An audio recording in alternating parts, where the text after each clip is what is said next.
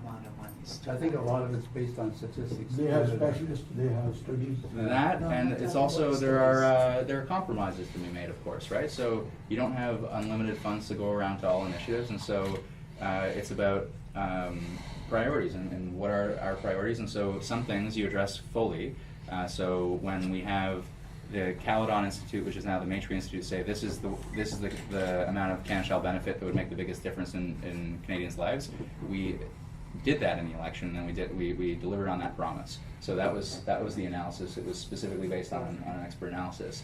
When you look at the nature funds in the budget, that was the ask. It was protect 17%, and it was a number of advocacy groups from Suzuki and beyond, and so that was where the money came from. It was to say we want to deliver on this specific initiative. When we talk about other programs like the additional monies for security services or the additional monies that were in the ocean protection plan, or the additional monies to do with better rules for environmental assessments. Well, okay, they have a new model of environmental assessment and new institutions they want to set up, so they cost out what the resources are required for those particular programs. Other ones like childcare is to say what capacity do we have in the budget to spend on an initiative that we didn't necessarily promise to deliver on, but we think is important enough to provide additional money.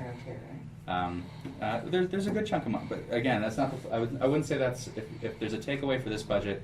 If this is not the childcare budget, last year there was housing and childcare. This delivers on the commitments from last year, but there's the main childcare piece in this budget is not a perfect answer to the childcare problem, but it's parental leave, and so it's improving gender equality for parents on the parental leave side of things.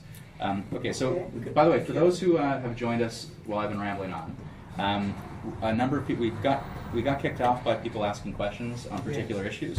So I want to make sure I run through. That he wants to substantially increase immigration. Yep. And which is something I've always sort of thought would be a good idea. Yeah. It might potentially offset some of the risk of the seniors bulge as well. Yeah. Has the government been thinking about an immigration strategy Yeah, that would really yes, potentially okay? So the answer is yes, but led by the guy from McKinsey, who heads up the McKinsey Institute, and they said we should get to 1 million new immigrants. So they're consistent with what